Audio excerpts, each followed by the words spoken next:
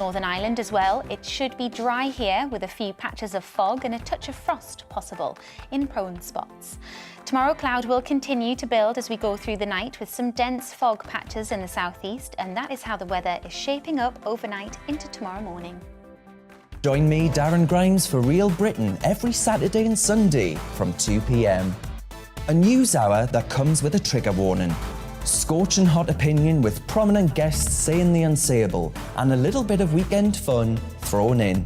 Unlike other broadcasters, I won't be forgetting what the B in our name stands for. So howie in for Real Britain Saturday and Sunday from 2 p.m.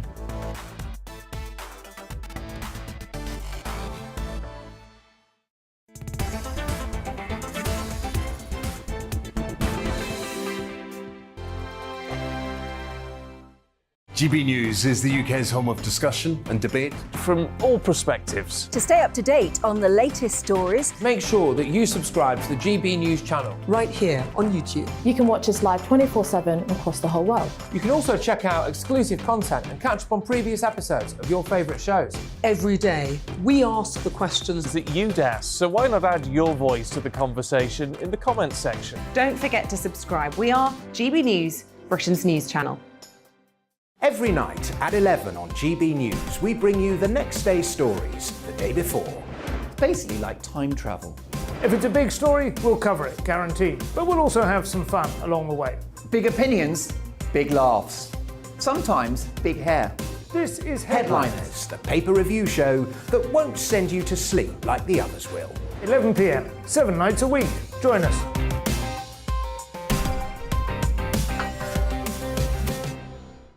Hello there, I'm Eamon Holmes. And I'm Isabel Webster. And we hope you can join us for Breakfast with Eamon. And Isabel. You make me laugh out loud, belly laugh. Is that important first thing in the morning? Yeah, absolutely. And there's me trying to be deadly serious. News is a serious business. Yeah, I have to rein you in sometimes. Well, it doesn't stop us laughing at it. It doesn't stop us having an opinion on what's going on. Yeah. And it certainly will not stop us reflecting what you think. Weekdays from 6 to 9:30 on GB News. I'm Dan Wootton. Join me Monday to Thursday from 9 to 11 for the feistiest and most fun news debate on TV, where free speech reigns. I'll bring you a sharp take on the day's biggest stories, bombshell newsmaker interviews, and A-list guests. And I guarantee you, no spin, no bias, no censorship, and no reason to go to bed. That's Dan Wootton tonight, Monday to Thursdays from 9 on GB News.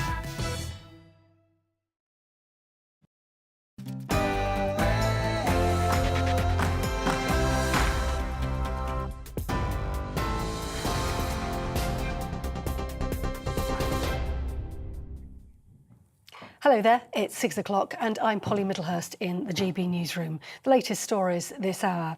Ukraine says its delegations will hold talks with Russia in Turkey tomorrow and on Tuesday. That comes after Ukraine warned Russia it wants to split the country in two by uniting occupied territories in the east. Ukraine's foreign ministry says all public votes by Russia in occupied areas will have no legal basis. The chief of Ukraine's military intelligence predicts guerrilla warfare will begin in those areas soon. The US envoy to NATO says around 2/3 of the NATO alliance are now providing lethal assistance to Ukraine. Ukraine says Russia has started to target food storage facilities and fuel depots in the western city of Lviv. Overnight, 4 missiles hit the city just 40 miles from the Polish border. The former Foreign Secretary Margaret Beckett raised questions about the Russian president's health due to his extraordinary actions. And the White House has denied the US president was calling for regime change in Moscow. Joe Biden called Vladimir Putin a butcher and said he couldn't remain in power during the impassioned speech he made in Poland. He'd met with the Ukrainian refugees there and Polish president. The Kremlin has responded, saying the people of Russia, not America, would choose their leader. Margaret Beckett told GB News that President Biden is an extremely passionate individual. When I saw that he was in Poland and meeting people who'd come out of Ukraine and hearing their stories and so on, I was positive you get a strong reaction from him. And, you know, when he reacts like that, he says things that perhaps a more guarded person wouldn't say. I do accept, though, that the White House people are right in saying that he's not really talking about regime change. I'm sure he's hoping that people in Russia are thinking about regime change, but that's not the same thing. Margaret Beckett speaking there. Well, 200,000 children are off school in England at the moment due to coronavirus. That's according to the Education Secretary, Nadine Zahawi, who said further information about lateral flow tests will be set out on Friday when mass free testing ends in England. The government says free tests will only be made available to the most vulnerable. But education unions are warning removing free access when COVID-19 cases are high feels irresponsible. And the school week must be at least 32.5 hours long for everyone from September next year. That's under new levelling up plans in the government's schools white paper, which will be published tomorrow. The Department for Education says some pupils are missing out on around 2 weeks' worth of schooling a year. Chair of the Campaign for Real Education, Chris McGovern, says we have a lot to learn in schooling in this country. We've got a real problem, so I hope tomorrow, when the government are going to announce further plans for the reform of education, there's going to be a bit more in that what's called a white paper than just adding 20 minutes to the school day for some schools. We are letting down a lot of young people, and we've got to prepare for the future. We're not going to do it by fiddling around with the school day for a small number of schools. We've got a giant Everest to climb. Chris McGovern. Now, after 2 years, Gatwick Airport is reopening its south terminal to meet expected strong demand for people going abroad this summer. It was closed in June 2020 to reduce costs during the pandemic. London Gatwick's Chief Executive Officer, Stuart Wingate, says travelling is now almost back to how it was pre-pandemic. On TV, online and on your radio via DAB+. More news, top of the hour.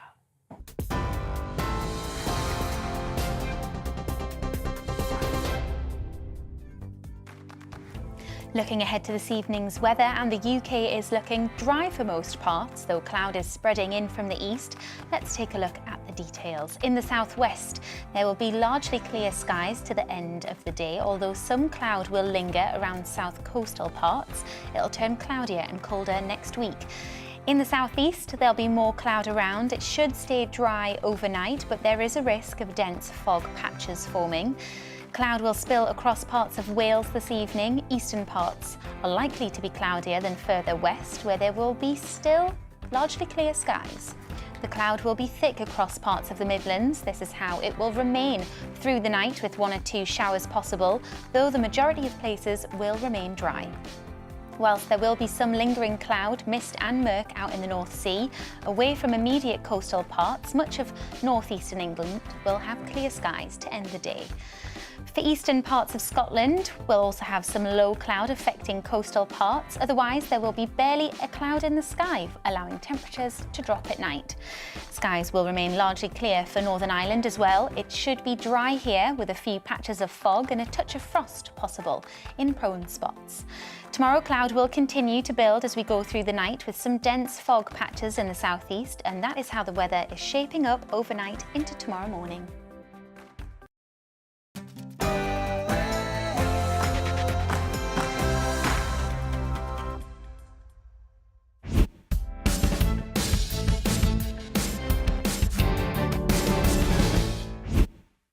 Good morning, you're watching GB News and this is The Political Correction. I'm Deanna Davison and today I'm joined here in the studio by our very own Paul Embry. We're here for the next 2 hours to correct politics and put you, the people, back in charge. And as you know, this is not about journalists talking to journalists, it's about you telling us what you think. Coming up this hour, we discuss the Chancellor's spring statement and the impact it will have on families across the UK. NATO leaders meet in Brussels as the war in Ukraine continues, and we discuss whether the meeting is a sign of a united front against Putin or a sign that more needs to be done to halt the ongoing invasion. And we're joined by a royal expert to discuss the royal tour of the Caribbean, which has been described as a PR disaster by many onlookers.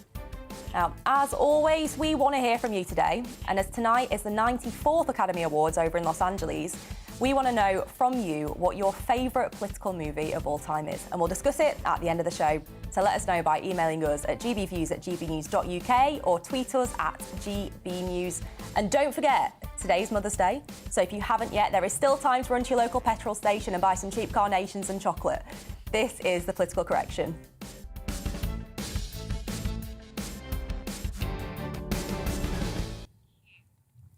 This week, Chancellor Rishi Sunak announced changes to income tax, national insurance and fuel duty in his 2022 spring statement. It comes as many Brits face what's been described as a cost of living crisis, exacerbated by the coronavirus pandemic, as well as the ongoing war in Ukraine. The Chancellor raised the threshold at which workers start paying national insurance by £3,000. He also announced a 5p a litre 1-year cut in fuel duty and said the basic rate of income tax will be cut from 20p in the pound to 19p by 2024. But the big question that we're asking now is, does it go far enough? Paul, your reaction?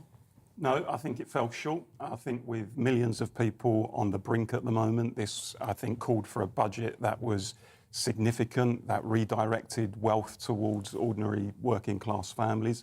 I don't think it particularly did that. It was. I say budget, it's a spring statement, of course. It was a statement that I think I would describe as tinkering at the edges, when I think the situation called for much more. And I think, Deanna, you look at the situation where the average worker is going to lose about £500 this year.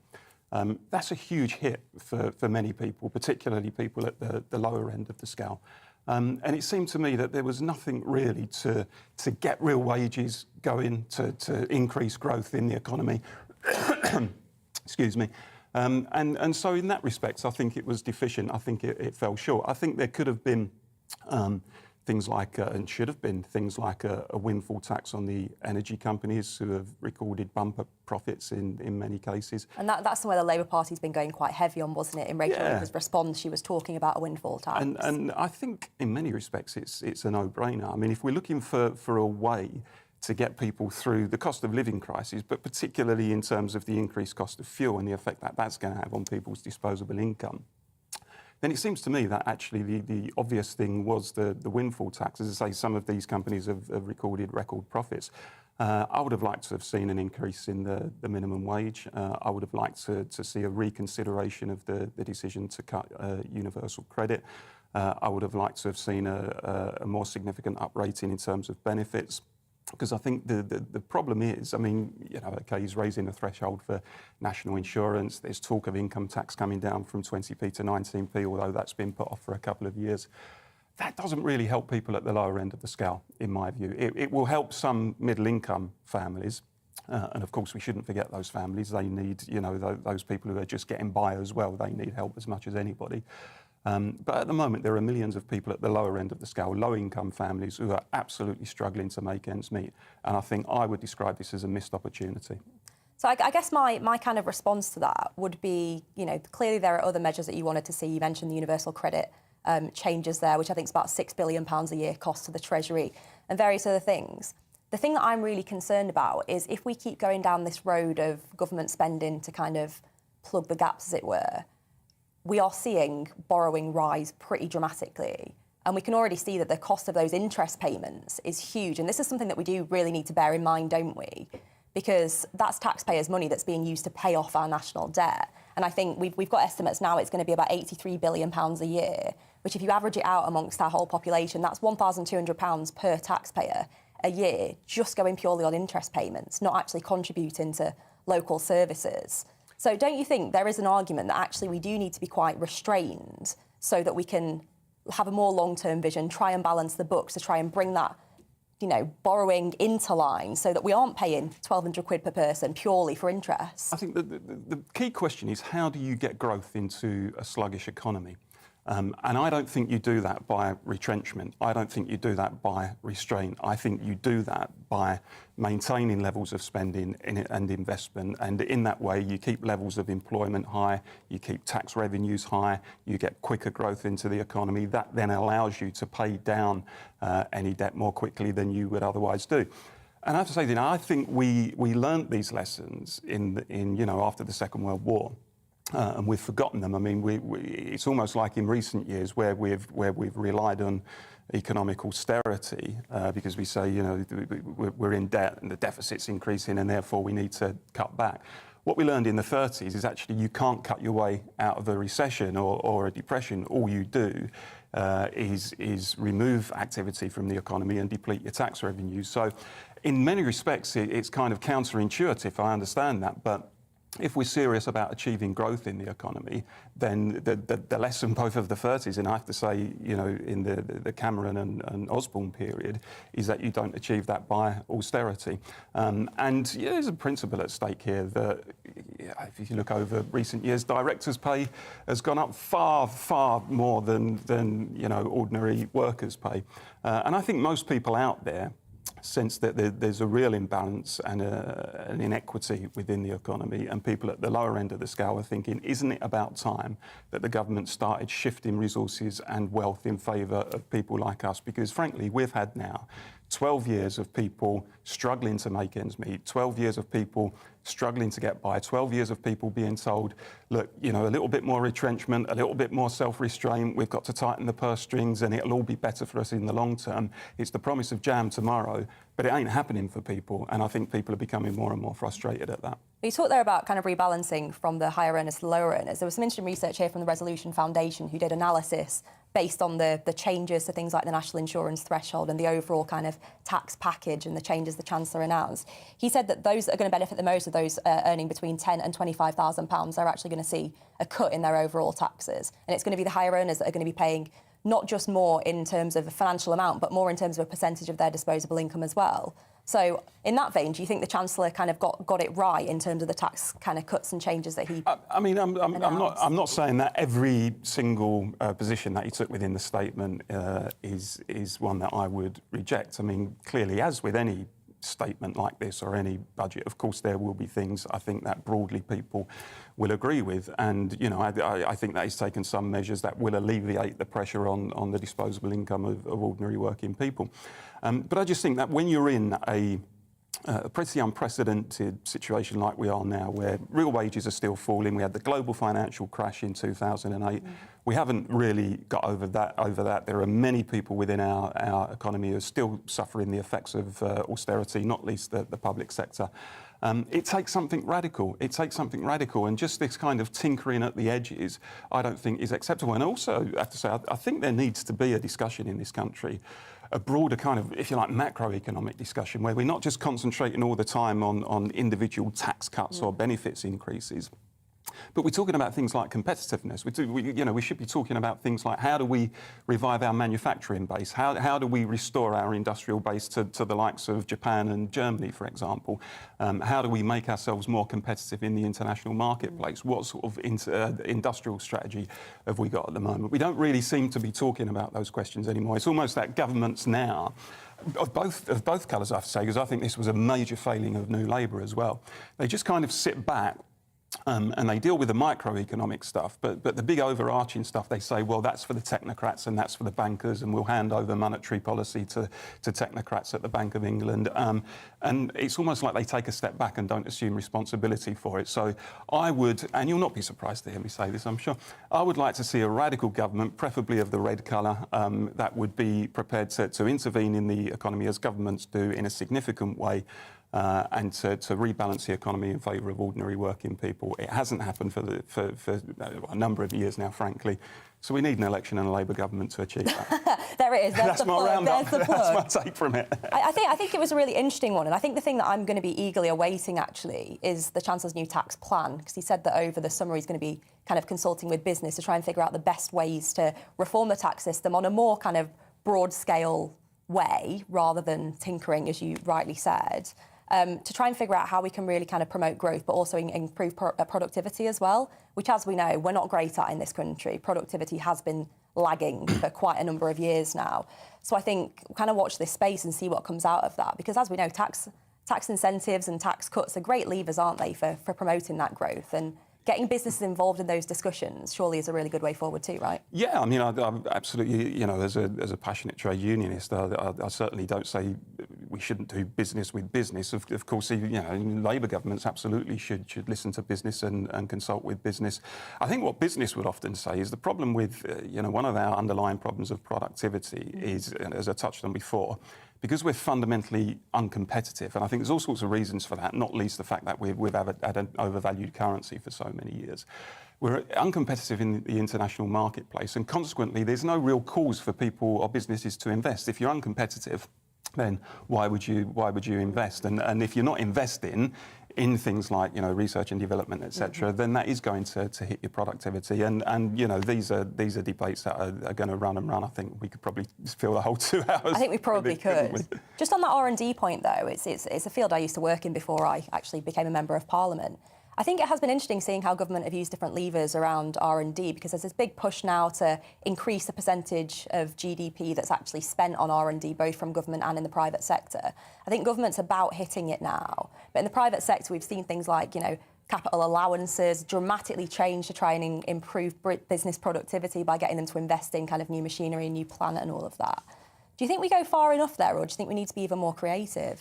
I think we should be. I would say this, wouldn't I? But I think we do need to be more creative. I look at the post-industrial areas of the UK, places that once upon a time were thriving with a strong industrial base and had thousands of those solid blue-collar jobs that really meant something to people. They took pride in those jobs, pride in those industries. And it has been ravaged, and it's been ravaged over the last 40 years because, as I say, we're uncompetitive, because I don't think anyone has truly got a handle on how to restore manufacturing, for example.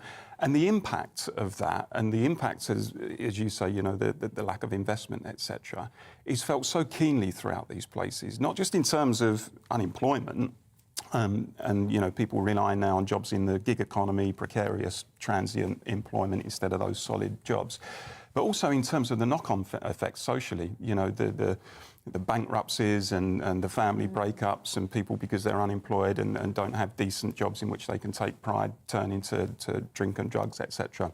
So at some point, I think somebody has got to understand what it is going to take, the kind of radical measures it is going to take to restore growth and to revive our industrial base and to restore a bit of pride in those communities that have long been forgotten. We've seen this happen in some areas, though, aren't we? Like the free ports on Teesside, for example, and all these new fantastic high-skilled manufacturing jobs being created there. We should see more of that rolled out, surely. Well, I'm a sceptic on free ports. I think there's an argument to say that, OK, they bring investment and jobs to a particular area, but at the same time, perhaps take that investment and jobs away from other areas. But again, I go back to the point. Look, we can support individual measures like that, but fundamentally, I think we need to take a much more macroeconomic view of what is wrong with our economy, why it is so unbalanced, why it is that we sell off so many of our assets to foreign investors, why it is that we're uncompetitive. And you need an industrial strategy at the heart of any economic policy, I think, which is geared towards creating that growth and that competitiveness and reviving that industrial base and restoring those jobs. If anyone wants to listen to me about it, I'm happy to talk to them. You find me on my India. There we go, Paul Embry TED Talk. Here we go. There we go. Well, send us your views. What do you think about the spring statement? And coming up after the break, we're joined by legendary broadcaster Alistair Stewart, and we're going to be discussing propaganda with a communications expert. Don't go anywhere.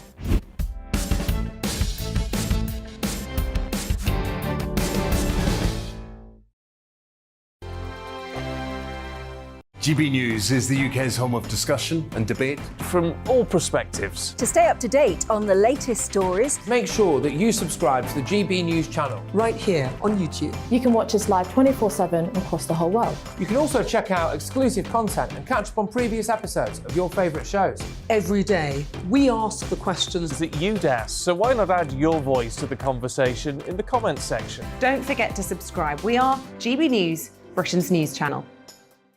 Every night at 11 on GB News, we bring you the next day's stories the day before. It's basically like time travel. If it's a big story, we'll cover it, guaranteed. But we'll also have some fun along the way. Big opinions, big laughs. Sometimes big hair. This is Headliners, the paper review show that won't send you to sleep like the others will. 11 p.m, 7 nights a week. Join us.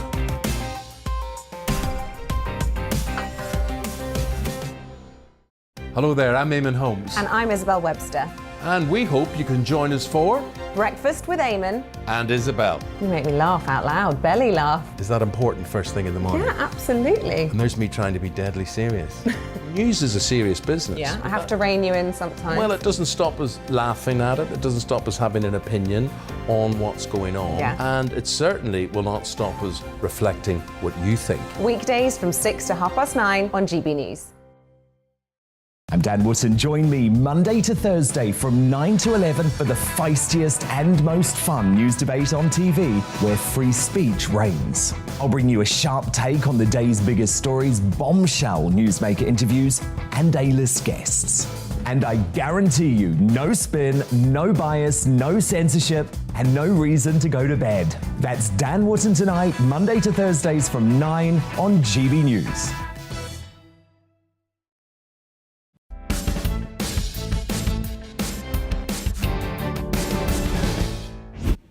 Welcome back to the Political Correction. And as always, your views have been flooding in.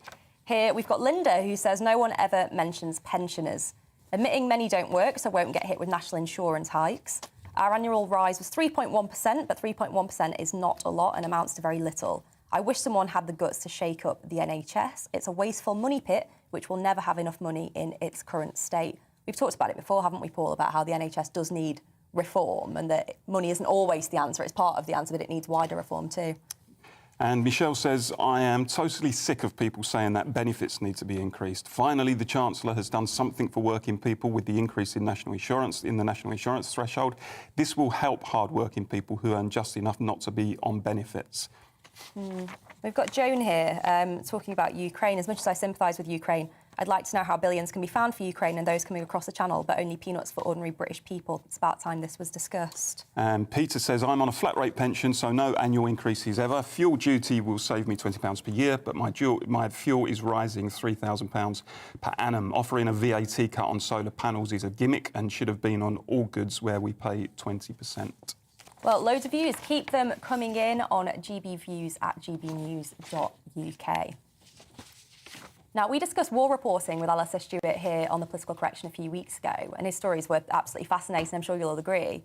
The ongoing situation in Ukraine is, of course, one of the biggest stories in Europe since World War II, and watching the scenes unfold, you really have a feeling that we're witnessing history unfold in front of our eyes. I'm delighted to say that we're joined again by Alistair to talk about what is going on. I guess my big question, Alistair, is how does the Ukraine story compare to kind of other war reporting that you've done in the past? I think that Joe Biden took it across a line yesterday in Warsaw when he invoked the notion that it was democracy versus autocracy. And I'll tell you why, and we've talked about this before. I covered the fall of the Berlin Wall in 1989, having spent my entire lifetime as the child of a nuclear bombing RAF officer. And I think so many of our generation, and I'll be talking to Margaret Beckett on my programme afternoon, many of us thought that that was it. The democracy had won and autocracy was out. And Biden, I think, was absolutely on the money when he said, no, we're now back to square one. And that message that you read out from the viewer who said about all of this money's got to be found and, you know, our contribution to the defence of Ukraine has got to be found. Fascinating in the papers this morning. Andrew Rawnsley from the left in The Observer and Janet Daly from the right in The Telegraph are both saying the peace dividend was cashed in too soon and we're now going to have to find real money if we're going to stand foursquare behind democracy internationally. So as a straightforward military conflict, which is not my area of expertise, it's intriguing, it's the fog of war. But the politics and diplomacy of it last night in Warsaw just became absolutely gripping. Well, let's talk about diplomacy and let's talk about something Joe Biden said yesterday, slightly after the interviews, where he commented that Putin's got to go. Yes. What did you make of that? Well, what I thought was intriguing were two things. First of all, the White House immediately said, that's not quite what he meant. When that happens, you know whether you're Boris Johnson, Joe Biden or Emmanuel Macron, you're in trouble when the boys and girls in the back room start saying, that's not quite what he meant. And the thing that struck me about it is I think that our viewers the lovely people who send all those messages and what have you, would not have seen the problem. Because, you know, if he is a butcher and a war criminal, which Joe Biden has also said, then by definition he's kind of got to go, like Gaddafi kind of had to go and Saddam Hussein kind of had to go. But there is a kind of nice rule in global diplomacy that you don't actually call for it. Although I actually think that Putin gave him license to do it, because Putin's been crystal clear that one of the main things he wants, apart from Crimea, Donbass and that corridor along the south in Ukraine, is he wants Zelensky to go. Now, he falsely calls Zelensky a fascist and a Nazi and all of that, which is obscene and inaccurate and untruthful, even though some of Zelensky's supporters have got slightly dodgy pasts, we all accept that. But Putin's called for regime change as well. But and again, we've got Dame Pauline Neville-Jones, who used to run spookery in this country, and is a brilliant, brilliant woman. And that's exactly the question I will put to her. I mean, I think that it's a disconnect between the world of professional politics and diplomacy and Joe and Joanna Public. And I think Joe and Joanna Public would look at the facts about Putin and what he's done in Ukraine and what he's done to his own people back home, locking up critics and what have you, would say obviously he's got to go, but apparently it's against the rules. What I try to do in situations like this, Alistair, is reverse the situation and say what would be the reaction of the other side if the situation were reversed. So on, for example, Biden calling or making it very clear when he gave that speech in Poland yesterday that Putin shouldn't remain in power.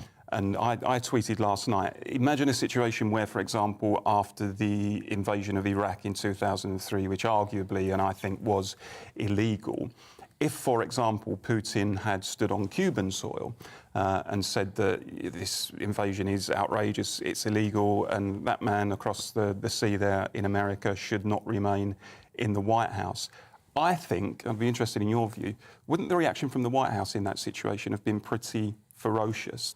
Would they have said, who do you think you are standing just a few miles away from our border telling us who we can and can't have as our president? Is that a fair way to look at things in that situation, you think? I think it is, but I would then merely repeat my point that ordinary people, voters, or in Russia, voters in inverted commas, but ordinary folk would still get it. They wouldn't see that it's simply not done. And on the Iraq situation, whether or not the war was illegal, and I think we disagree slightly on that. Okay. Because again, for me, Saddam Hussein had invaded a sovereign state, Kuwait, and I covered that war as well, as we talked about that before. It's great being as old as I am. You've been around and I was going to ask you about the Cuban Missile Crisis, actually. I thought maybe not that far back. But my dad and I often talked about it. My point being that if Saddam Hussein has illegally invaded Kuwait and has slaughtered the Marsh Arabs, all of those things that he did, and was just as good as Putin in locking up critics and doing hideous and ghastly things, ordinary people would say, well, obviously he's got to go, but it's not acceptable. And sometimes it maybe makes the point that there's a disconnect between what our leaders and our diplomats stand for and the rules of engagement and what ordinary people actually care about with a passion. And that comes out crystal clear in all of your emails, not least on the economy. I thought some of those were interesting.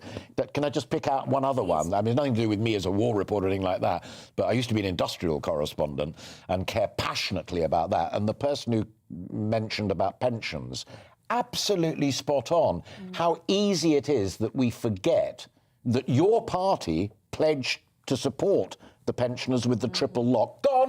Gone, we'll get back to you when we can. It was uncomfortable. If you're 70 years old and are there, you've lost your partner, you're on your Todd, and suddenly inflation's going up 7.5%, 8%, and you're going to get a 3% rise in your pension, and you have also still got to heat your house, fry your eggs, and all the rest of it, really tough. And I think that viewer had a really strong point.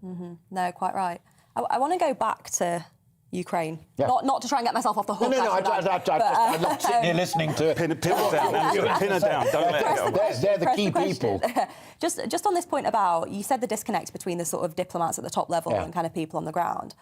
I wonder, though, in terms of Biden's comments particularly, and him explicitly kind of calling for Putin to go, whether the issue there is more that it can feed into the Russian propaganda, that this is the West out to get them. And as we know, the propaganda machine in Russia is running pretty strongly at the moment. What do you make of that? Do you think that's why our leaders have to be very careful with language so it doesn't give extra ammunition to the other side? I wonder if I think you've got a point there, but I wonder if it really matters that much. Because again, we all three of us, that's why we work for GB News, and I know you have another job as well, but our viewers are the people who matter most, and what matters to them matters to us. And I just think they would rise above that. I don't think that they would completely understand these niceties that I've banged on and perhaps banged on about a little bit too much. And it seems to me that if you're an American citizen working your what's-its off in Arkansas or Delaware in the case of Joe Biden, you're going to think to yourself, OK, this guy's suddenly come into his own. He's now calling it like it is. It is about democracy. It is about how I like to lead my life as a free citizen of the United States of America, as opposed to those poor souls in Russia who are locked up if they protest and if they complain and all of the rest of it. Even going back to pop groups and let alone leading civil rights campaigners. And I kind of think they maybe would want their leaders to be saying that. And Boris Johnson's recovery in the polls has been utterly intriguing. Nothing to do with the economy. That's still a mess. Sunday Times going big on, oh, Boris and Rishi are still loggerheads over it. Boris wanted more on energy. Rishi said no. Now Rishi's maybe going to have to change his mind. What the public really like at the moment, I sense, is that he's taken a stand on Ukraine and on freedom and on democracy. And yes, he's spending our money in that pursuit. But he's now neck and neck again with Sakir. And your party is neck and neck again with the Labour Party. That can only be about leadership. Do you think, Alistair, then, there's truth in the suggestion that all prime ministers need a good war? I mean, I think of the early 1980s, and you'll remember, of course, that Margaret Thatcher, for the first couple of years of her premiership, struggled in the polls. Actually, we had mass unemployment, etc. Yeah. And even massive tax rises with Geoffrey Howe in the first Thatcher administration. Of course, and even Michael Foot, as now looked upon as a deeply unpopular member of the leader of the Labour Party, was quite substantially ahead in the polls. Yes. And then, of course, in 1982, 40 years ago next week, I think, the Falklands War broke out. And after that, I think the writing was on the wall in terms of the 1983 election, because she was then regarded, wasn't she, as this powerful war leader who had succeeded in taking back the Falklands from the Argentinians. So do you think there's truth in that element, that can really impact in the polls in a substantial way? Or do you think once Ukraine moves off of the front pages, Boris Johnson might be struggling again? Oh, I think the last point is distinctly possible. But I take one step back into your analysis. And I don't think it was so much Margaret Thatcher standing up to Galtieri and the junta in Argentina and the Malvinas/Falklands. I think it was about leadership. And don't forget, she was supported utterly brilliantly by Peter Carrington, who was the Foreign Secretary at the time, Lord Carrington, who resigned because he accepted he may have been accused of taking his eye off the ball. You certainly wouldn't. So I think it's about leadership, because the flip side of that coin, oddly enough, is that Blair's war shattered his reputation. The first phase of Tony Blair was, hey, great, brave new tomorrow, isn't it a great day, and smiley handshaking. Even got over that dodgy issue of money and F1 and Bernie Ecclestone. That was all not swept under the carpet because it was addressed and dealt with. But when he did what he judged with his mate George Bush Jr., the right thing in Iraq against Saddam, it cost him his reputation. I had George Galloway on the programme the other day, and his constant lifelong ambition to put Blair on trial for it. His social media coverage on that issue alone is phenomenal. And people still feel it. And but final example, the greatest example perhaps of all, is Churchill, who took against Chamberlain's attempt to strike a deal in Munich with Hitler and said, no, we've got to fight to win and what have you, and jolly well did and became the great hero. That was kicked out in 45. And then was kicked out in 45 by the grateful British public, because at that point they said, thanks for the leadership, now we'd like a welfare state. Thank you very much indeed. Best decision the British public ever made, in my view. Well, I think we can probably agree to some extent in terms of what Attlee did, rather than necessarily on kicking Churchill out, which is shocking, absolutely shocking. Alistair, thank you so much for joining us on the show.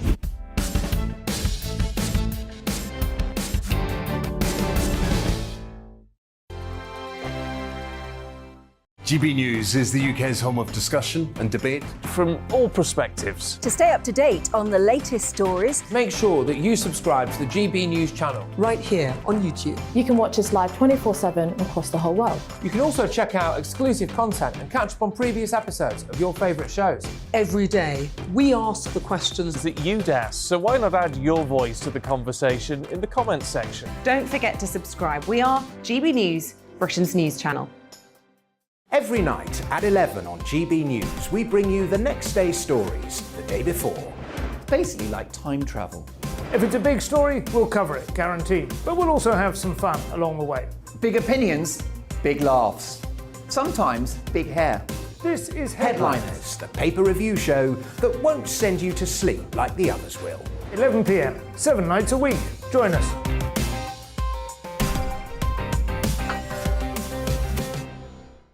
Hello there, I'm Eamon Holmes. And I'm Isabel Webster.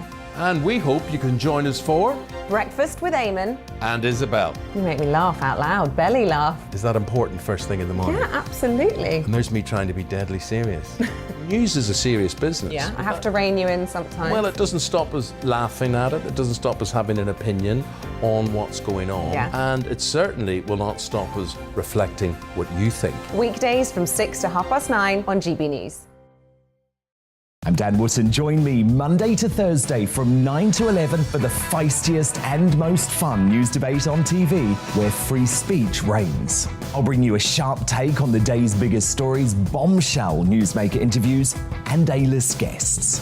And I guarantee you, no spin, no bias, no censorship, and no reason to go to bed. That's Dan Wootton tonight, Monday to Thursdays from 9 on GB News.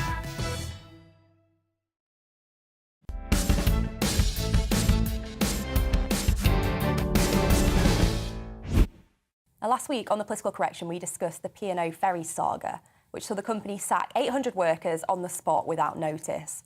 The shocking move received widespread condemnation and sparked protests at ports across the UK.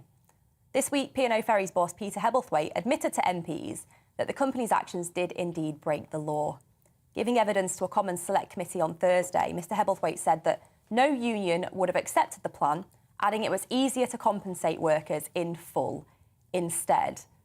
Paul, I mean, I saw this clip from the Select Committee and I was absolutely baffled. What did you make of it? Shocking, isn't it? Well, it was breathtaking. You know, the fact that a senior official in a company like that can say, yes, we have flouted the law on this issue. We've flouted employment law. We know we should have consulted, but hey, we didn't do it because we thought it would be a sham. Well, you know, that's not a reason not to abide by your legal responsibilities to consult with staff. I mean, the whole point about consultation, and I've been through that process as a trade union official with employers, is that you can bring things to the table on behalf of the workforce that actually sometimes managers may not have thought of, and you can, you know, set out alternative strategies or mitigation where there might be redundancies in a way that they hadn't previously considered. That is the very point of consultation in the first place.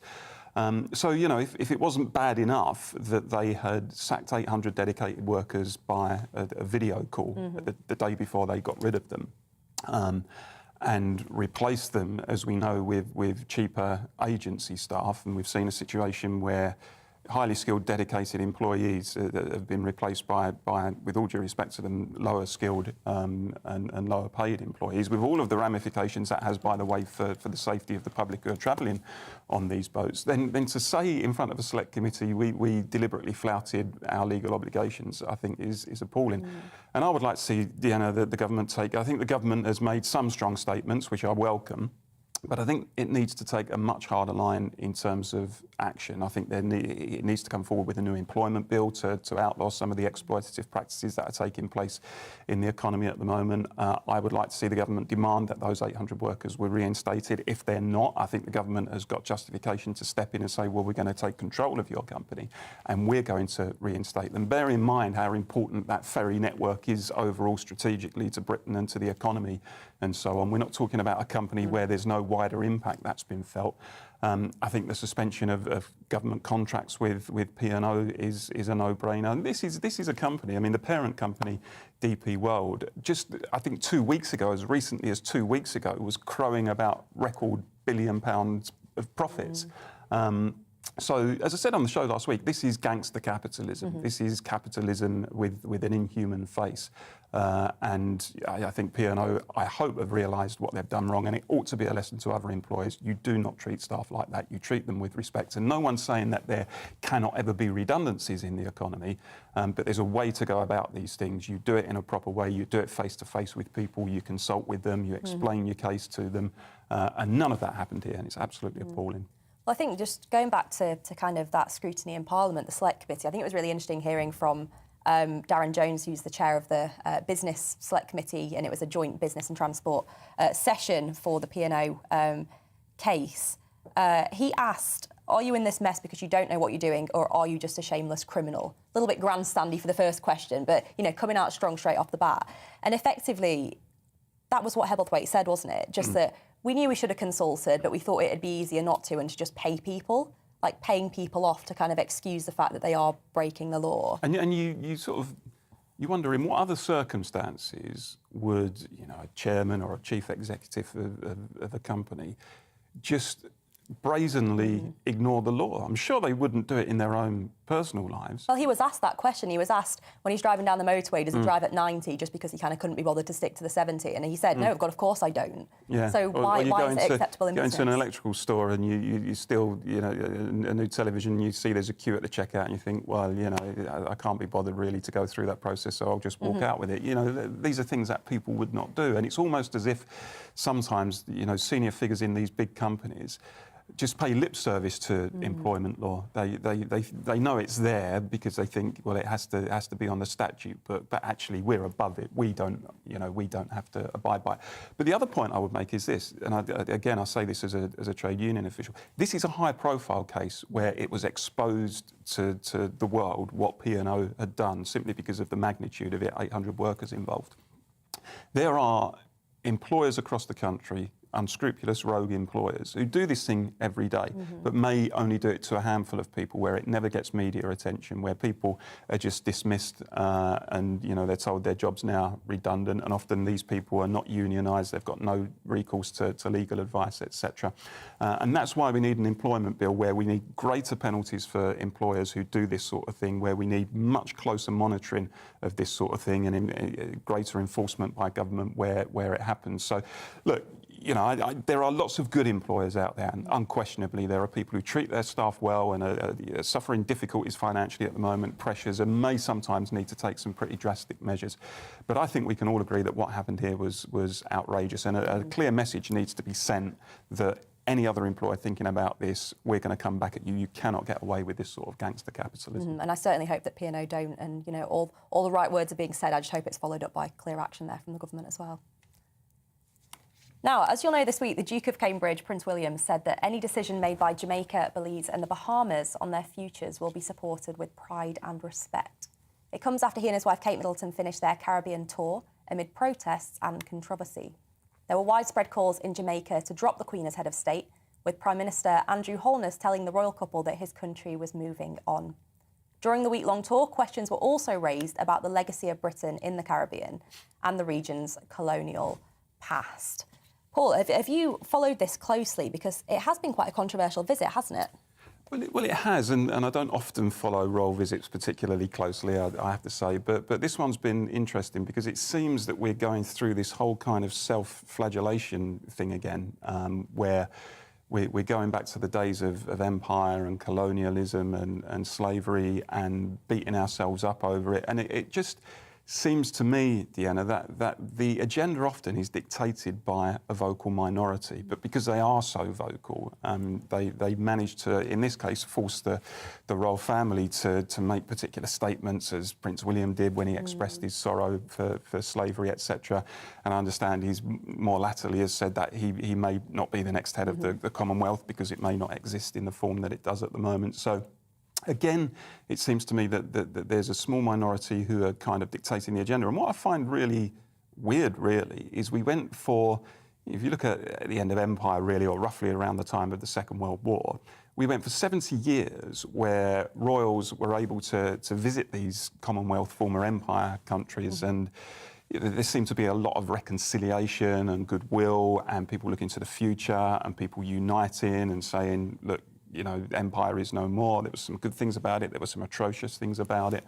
But, you know, let's unite as a Commonwealth and move forward. And those arguments seem to be in the past. It's almost like they've been dug up and resurrected by people with an agenda who just want to, I think, create a fuss about it. Now, no one is suggesting for a second that slavery wasn't anything other than absolutely appalling. And as I said, some aspects of the empire were terrible too, unquestionably. But are we going to be in a situation where constantly, for years, royal members are going to be visiting former Commonwealth countries and feeling that they have to kind of don sackcloth and ashes and apologise for past crimes? Because that doesn't seem to me, I have to say, to be a particularly productive way to go about that relationship. So I think we need to think about when people do raise these things, whether we should challenge them head on and say, look, that was them, but this is now, and we're looking forward, and we're not going to let you dictate the agenda in this way. Well, let's talk about the royal tour with an expert, because we're joined now by royal commentator Richard Fitzwilliams. Richard, thank you for joining us on the show this morning. Just, I guess, my first question is just a brief overview from you. Why do you think the tour kind of went so wrong? Why do you think there was this visceral reaction? I think that firstly, the planning was undoubtedly inadequate. The first event in Belize, for example, had to be cancelled.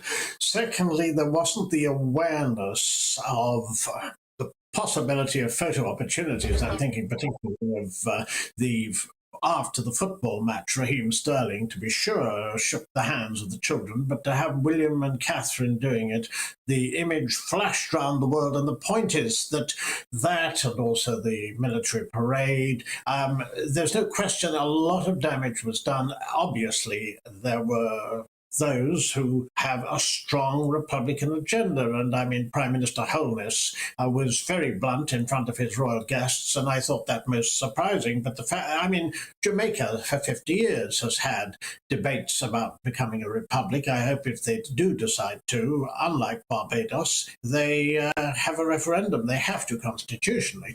But what is significant is William's statement, which has just been released. And he says that he would automatically become the next head of the Commonwealth, as Prince Charles in 2018, there was agreement that he would. I mean, obviously, I would suggest that it is likely, given the fact that if you had a rotating head, you could have a very undesirable country.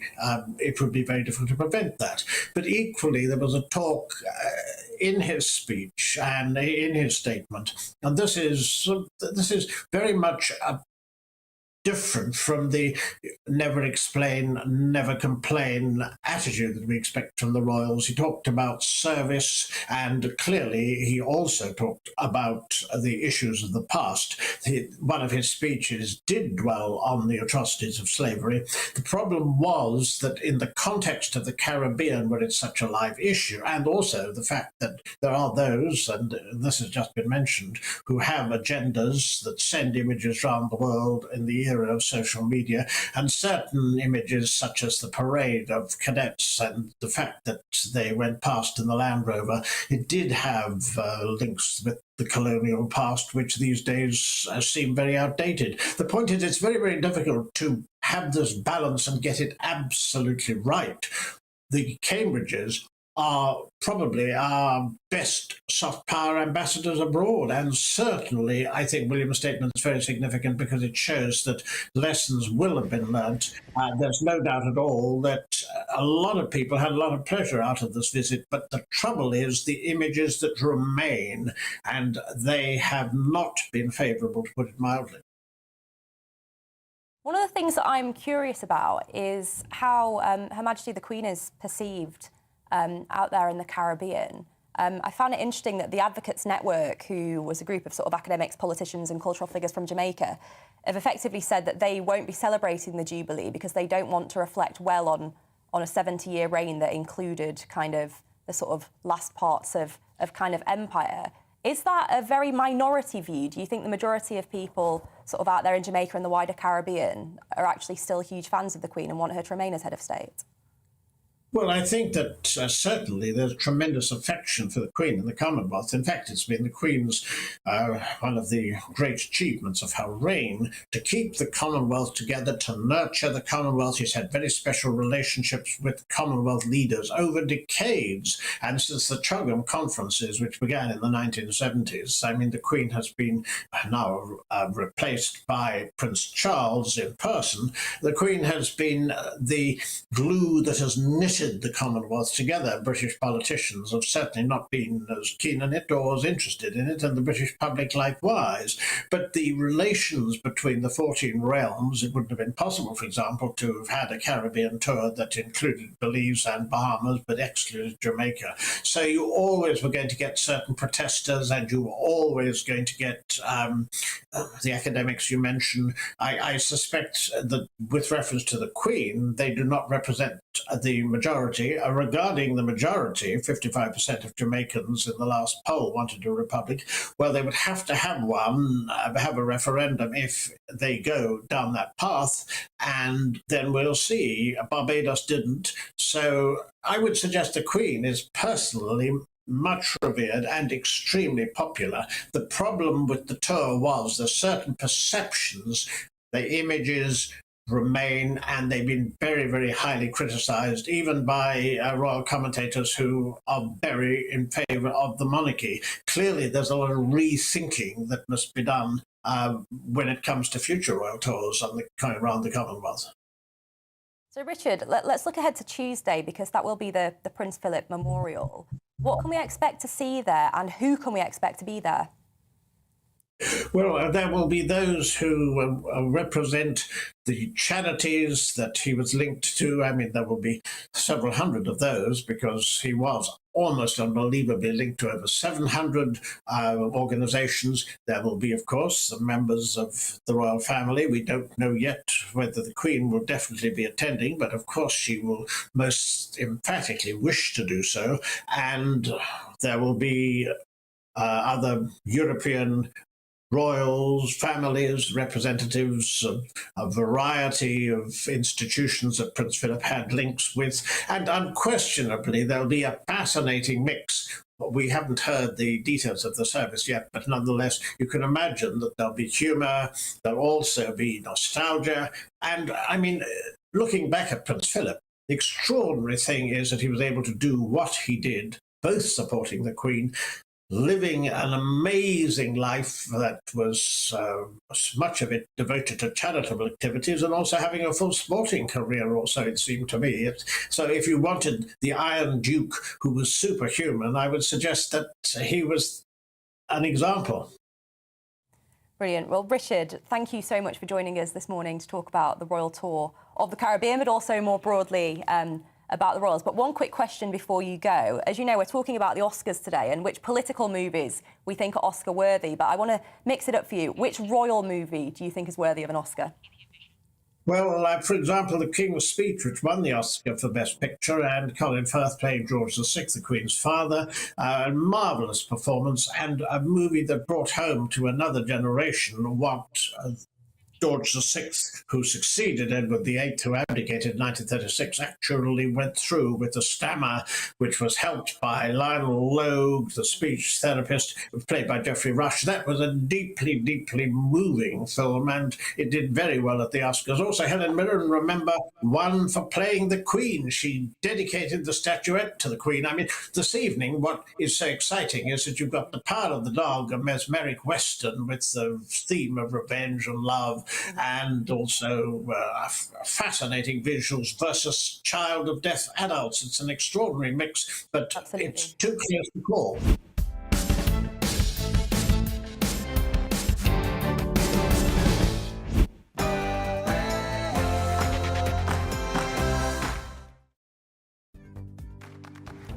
Looking ahead to this evening's weather, and the UK is looking dry for most parts, though cloud is spreading in from the east.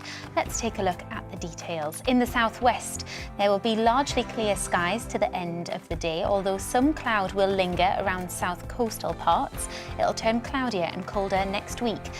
In the southeast, there'll be more cloud around. It should stay dry overnight, but there is a risk of dense fog patches forming. Cloud will spill across parts of Wales this evening. Eastern parts are likely to be cloudier than further west, where there will be still largely clear skies. The cloud will be thick across parts of the Midlands. This is how it will remain through the night, with 1 or 2 showers possible, though the majority of places will remain dry. Whilst there will be some lingering cloud, mist and murk out in the North Sea, away from immediate coastal parts, much of northeastern England will have clear skies to end the day.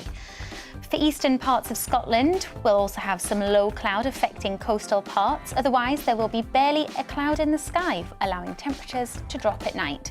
Skies will remain largely clear for Northern Ireland as well. It should be dry here, with a few patches of fog and a touch of frost possible in prone spots.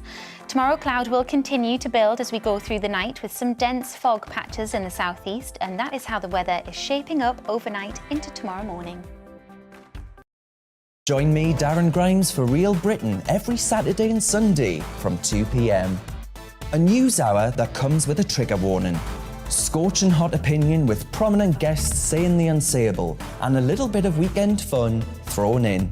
Unlike other broadcasters, I won't be forgetting what the B in our name stands for. So howie in for Real Britain Saturday and Sunday from 2 p.m.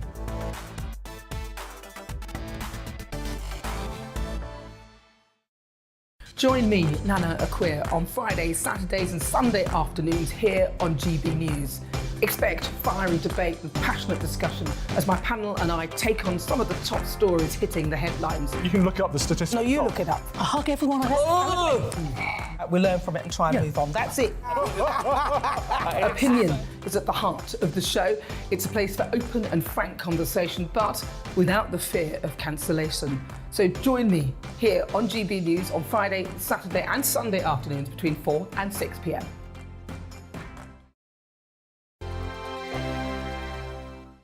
GB News is the UK